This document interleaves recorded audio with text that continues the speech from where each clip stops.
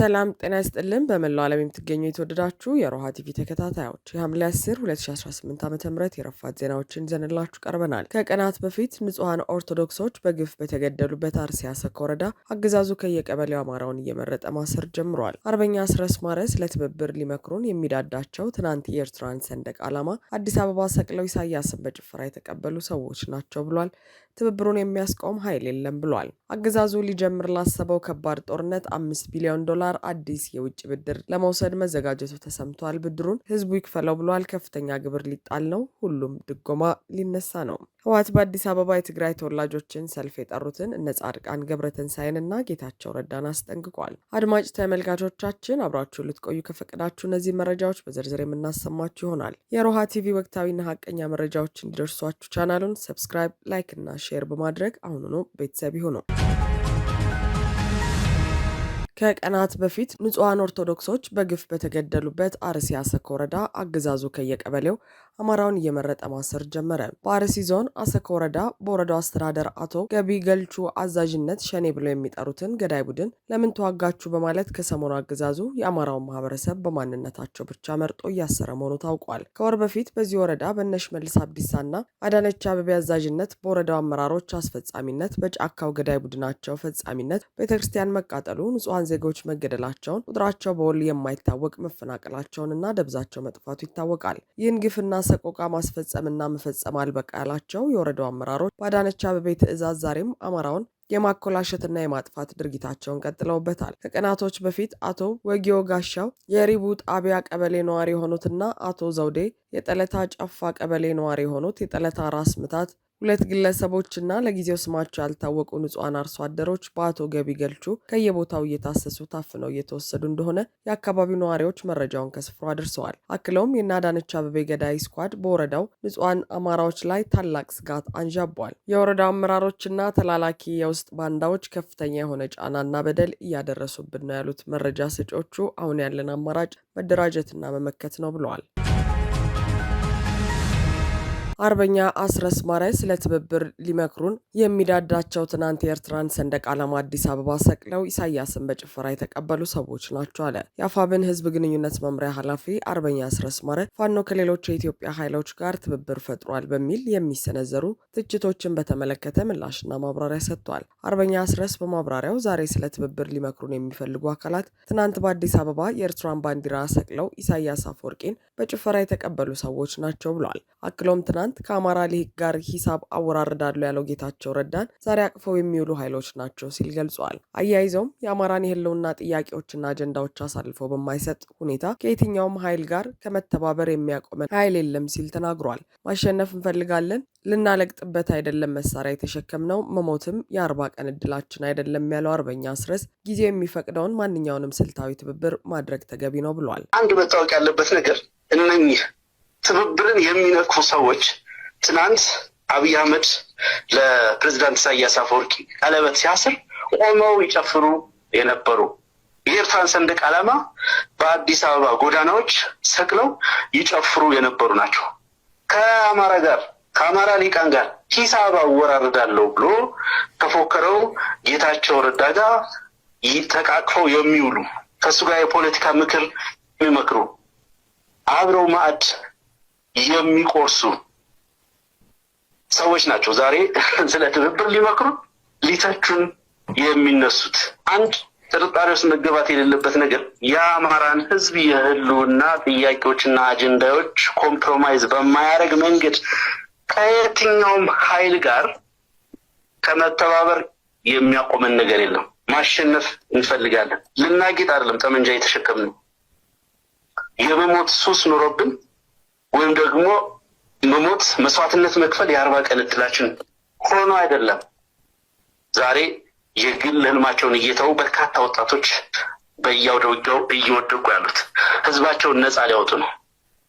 ጊዜው የሚፈቅደውን ማንኛውንም ትብብር ማንኛውንም ስልታዊ ትብብር ማድረግ ተገቢ ነው።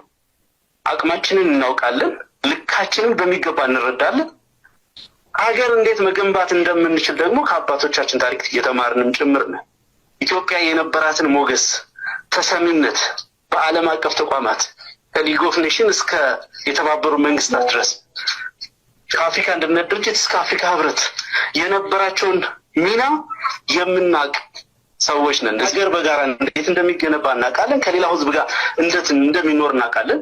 የአማራ ህዝብ በተለያዩ ዘመናት በተደረጉ ውጊያዎች አድዋን ጨምሮ በተደረጉ ትላልቅ ውጊያዎች የኢትዮጵያን አንድነትና ብዝሃነት በማስጠበቅ ጭምር ሰፊ ሚና የተወጣ ትልቅ ሚና የተወጣ መስዋዕትነት የከፈለ በየትኛውም የኢትዮጵያ ማዕዘን አገር በተወረረች ቁጥር ለሀገር ክብር ለብሔራዊ አጀንዳችን የወደቀ የሞተ አጥንቱን የከሰከሰ ደሙን ያፈሰሰ ህዝብ ልጆች ነን። ስለዚህ ኢትዮጵያ እንዴት እንደምትኖር ኢትዮጵያ ወዴት መሄድ እንዳለባት ከነማን ጋር መስራት እንዳለብን ምን ስናደርግ ምን ስልታዊ መንገድ ስንከተል የተሻለ ነገር ማግኘት እንደምንችል ማሰላሰል የሚችል አእምሮ ያለው ሊደርሺፕ ነው ያለ።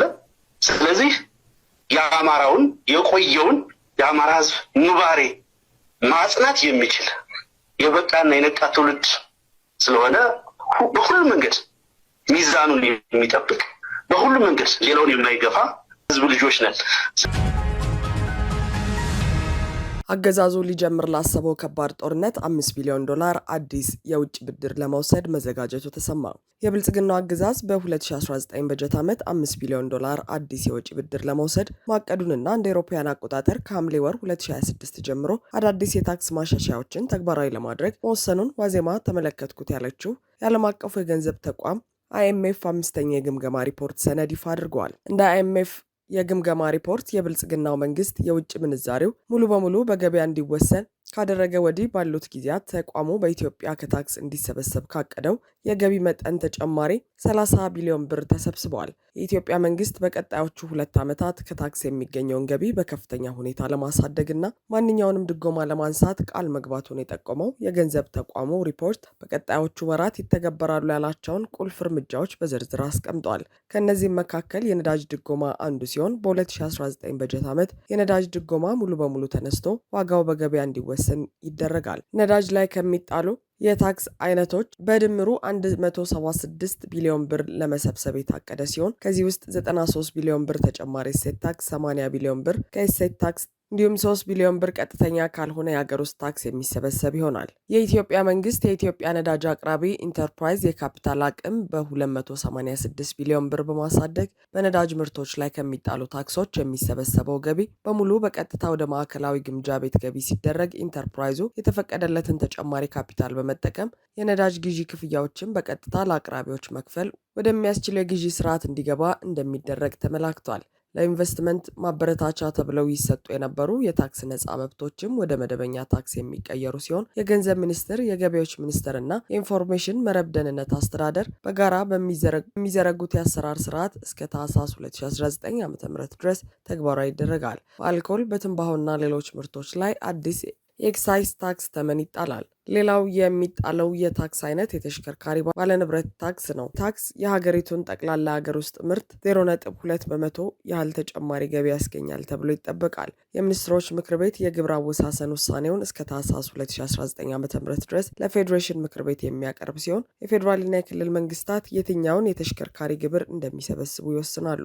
ከሪል ስቴትና የንብረት ታክስም በተመሳሳይ መልኩ ከጠቅላላ ሀገር ውስጥ ምርት 0.3 በመቶ ታክስ ለመሰብሰብ የታቀደ ሲሆን ለዚህ በትላልቅ ከተሞች የንብረት ዋጋ ትመናና የምዝገባ ሰነድ ዝግጅት እየተካሄደ መሆኑ በሪፖርቱ ተጠቁሟል። የመንግስት ልማት ድርጅትም ትርፋማነት ላይ ብቻ እንዲያተኩር የሚደረግ ሲሆን ለህዝብ ጥቅም ሲባል ያለ ትርፍ የሚሰሯቸው ስራዎች ካሉ እንዲያቆሙ ይደረጋል። ይሁን እንጂ የዚህ አይነቱ ሰፊ ታክስና የዋጋ ማስተካከያ ጫና በህዝቡና በንግዱ ማህበረሰብ ላይ ሊያስከትል የሚችለውን ማህበራዊና ኢኮኖሚያዊ ተጽዕኖ ሪፖርቱ በዝርዝር አላስቀመጠም። IMF ለፖሊሲዎቹ ትግበራ ስጋት ሊሆኑ ይችላሉ ያላቸውን ሁኔታዎች በዝርዝር ያስቀመጠ ሲሆን በሀገር ውስጥ የሚከሰቱ ግጭቶች መባባስ ወይም በጎረቤት ሀገራት ሊፈጠሩ የሚችሉ አለመረጋጋቶች ቀዳሚውን ድርሻ ይዛሉ።